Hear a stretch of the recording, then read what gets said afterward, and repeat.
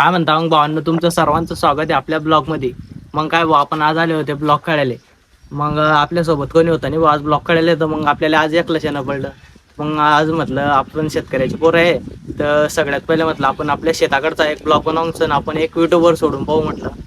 तर मग सर्वात पहिले आपण मंदिरात आले भाऊ. तर मग मंदिरात हे पहा, आपण सर्वात पहिले मंदिरात पाया पडून घेतल्या.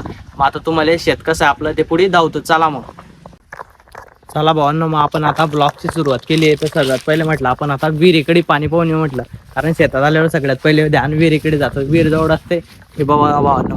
मग आपण आपल्या शेतातली विहीर बघितली, शेतात विहीरमध्ये खूप पाणी आहे. तर मग आपण चालले आता ढोरांना चारा टाकायला. चला भाऊ, मग आता बैलांना पहिले सगळ्यात पहिले आपण चारा टाकून देऊ. हे पहा भावांनो, मग आपण आता आले आपल्या बैलांकडे. आपल्याला त्यांना आज टाकायचा होता आपल्याला चारा. हे पहा मग आपले बैल.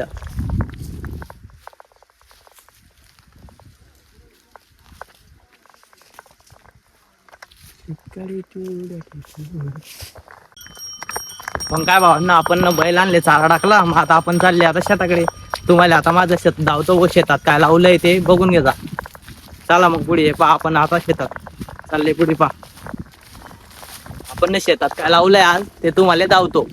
हे पहा मग, हे पहा भावांना, मग आपलं शेत.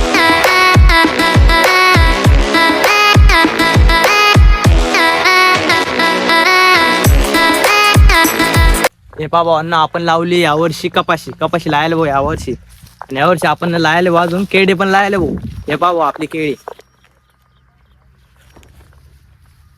यावर्षी आपण केळी पण लावली, जास्त नाही बरं का, थोडीच लावली आहे.